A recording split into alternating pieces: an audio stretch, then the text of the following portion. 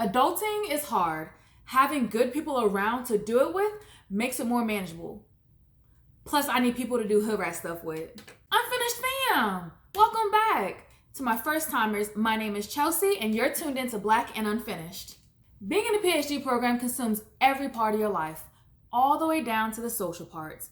Navigating how to stay friends with your people becomes a game of maneuvering your barely there free time and finding spare change for a few well-needed drinks on $2 Tuesdays.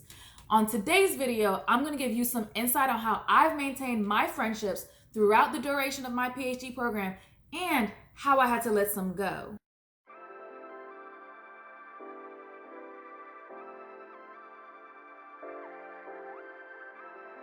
You know the vibe. Make sure you subscribe by hitting the red button down below and tap the bell to make sure you are up to date when I release new content. So I tell everybody that I don't have any friends, which is true and untrue. Taking it back to high school, I felt like I was cool with a lot of different people, and in college, the same thing.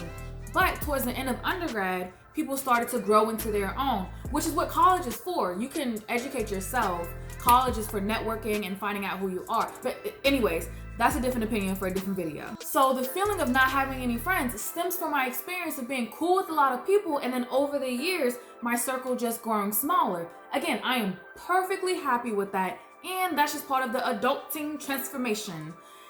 What I'm talking about in this video is, with the friends that I do have in my circle, how do I keep these relationships healthy while dragging myself through grad school?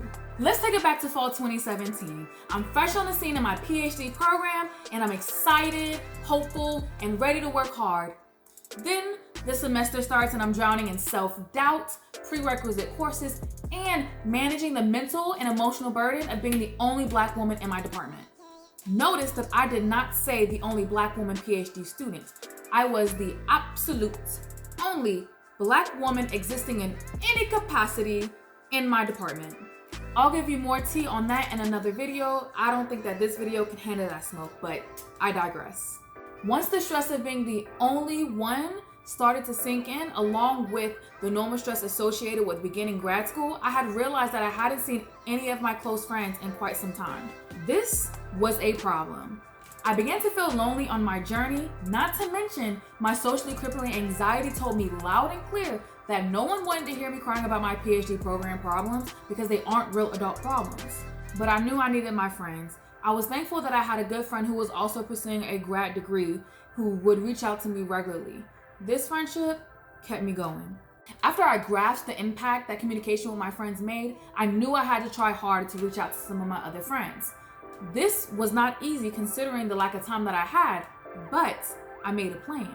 As I've said multiple times already, I barely had time as a PhD student, but I knew that I had to make time. Early on, I knew that I had to construct some resemblance of a work schedule. I made it so that there was no way on this earth that I would be doing PhD work on the weekends, even if that meant staying on campus well into the ungodly hour during the weekdays. Then I would fill my weekends with hanging with my girls, traveling, or picking up a part-time job. Either way, I made it so that there was no excuse that I could have to not spend time with my friends. Step 2 of this plan was I had to be open and clear about what I could and could not do. I had a tight budget and a not so reliable car. I had to let my friends know that if they wanted to do something that cost more than $100, they would have to let me know at least a month in advance. This leads to step 3, learning the arts of I can't. I have serious FOMO when it comes to seeing my friends having fun. Ain't no shame. I want to see my friends having a good time, just not without me. Could they even have a good time without me? I doubt it. Hopefully, after telling your friends your limits, they won't want to plan anything without you. But just in case they do, you should learn how to say, I can't. It was a hard skill for me to learn, and I still struggle with it sometimes, but practice makes perfect. My friends understood that me saying I couldn't do something didn't mean that I didn't want to do something. This also helps you decipher who's really in your corner. Once I learned the art of saying I can't, I lost somebody who I thought was a really good friend. They just couldn't get in line with the boundaries that I placed on protecting my time and my peace. This 3-step plan really helped me maintain a lot of my friendships during the beginning years of my PhD program. At this point in my PhD journey, I still hold on to that same plan, but I've added some cool features. One of them being, ask for support when you need it. This should have been in the original plan, but you know, anxiety. Support can be anything. It can come in the form of laughing over the phone over a crazy bucket list that you made in high school, or them coming to a PhD student kickback so you're not the only one there too, or my personal favorite, hitting up happy hour during your research break. It took me a while to get into my head that your friends are there by choice and supporting you is what they want to do.